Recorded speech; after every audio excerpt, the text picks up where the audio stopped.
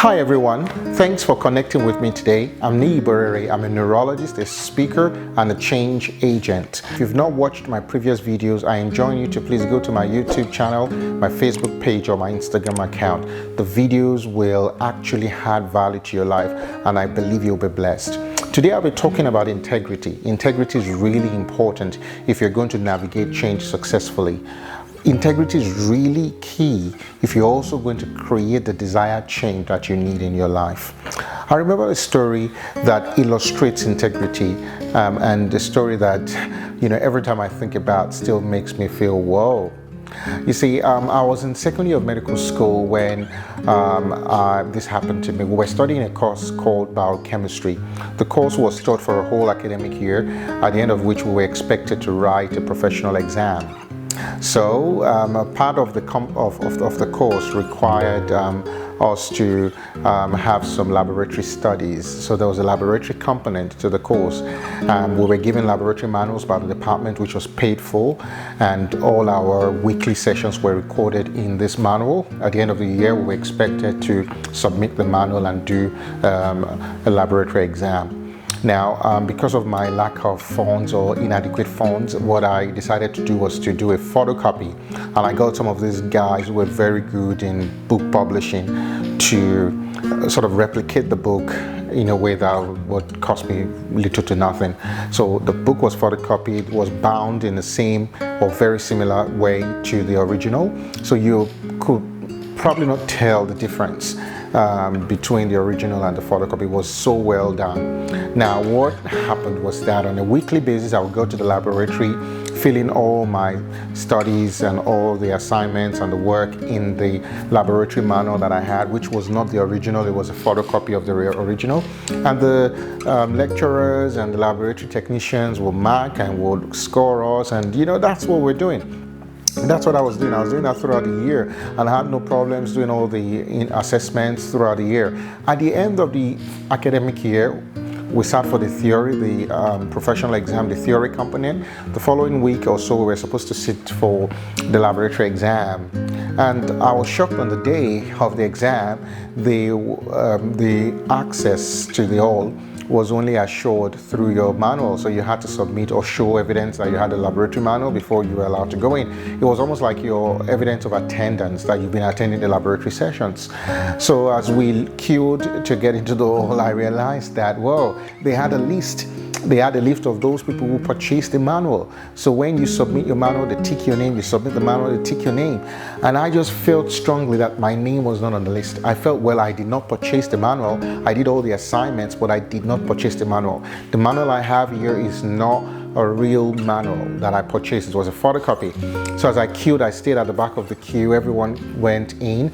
And when I was about to get to the entrance, when it was my turn, I threw the photocopied manual I had away.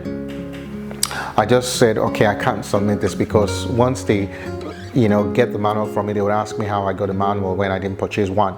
And I didn't want to start that drama, so I threw it away. So I got there, and basically the woman asked me, where's your manual? And I lied. I said, I forgot it in the hostel. I just made up something. And she looked at me and said, okay, and she allowed me in. But God, immediately I did that, I felt so guilty. I felt, wow, I'd done this, it was wrong. And by that time I was a committed Christian, I was a worker in the campus fellowship and all that, and I just felt, wow, I'd done something really terrible. But I just ignored it, and I went for my exam. I did my exam, and after the exam, that was it. But subsequently, I felt that conviction in my heart that what I had done was wrong, and I had not, stood for the truth.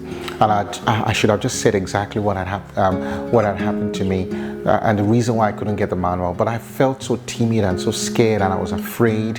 And I felt, okay, yeah, all right, I will do what is right. I will go there and I will correct the lie I told, but I would only do that when the results were out. So that was my negotiation with God, that I would only make my ways right or do what is right after the results have come through. But God would not allow me to do so. I just felt that strong sense of conviction in my heart that I needed to take the bold step to go to the laboratory director and tell the lady that I'd told her a lie earlier on, and that was not right. And so that morning, I just woke up in the morning and I prayed and I said, God, I'm just going to obey you and do what is right.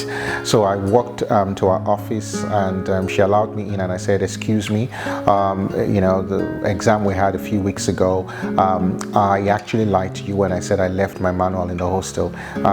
I actually don't have, an original manual. What I had was photocopy, and that was because I couldn't afford it. And I just said all I had to say as quickly as I could. And I saw the countenance on this woman, how she was just touched by what I'd done. I was surprised. I thought she would be livid. She said, wow, why did you do that? You could have told us. You could have told us you couldn't afford the manual, and we would have helped you. We would have, throughout the year, you would have been okay. We would have given you a concession. And I just felt, wow, it was like a weight drop off my chest. And she said, go, no problem at all. It's all good. It's all good. Well, I couldn't believe it.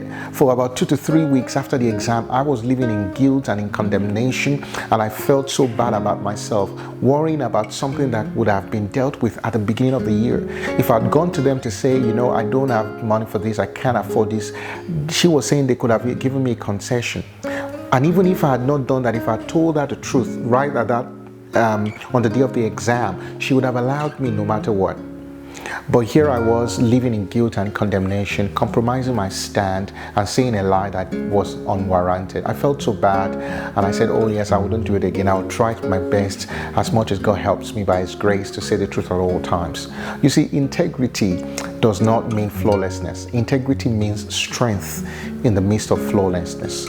Integrity means standing strong despite the fact that you're flawed. We are all flawed in different ways, and when we are put into difficult situations, we often crumble.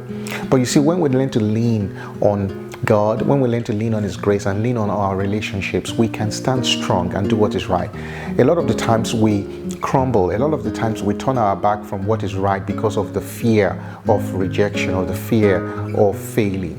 But what I have learned from that story is that when we say the truth, God has a way of coming through for us, and so we don't have to be afraid of failing or disappointing people.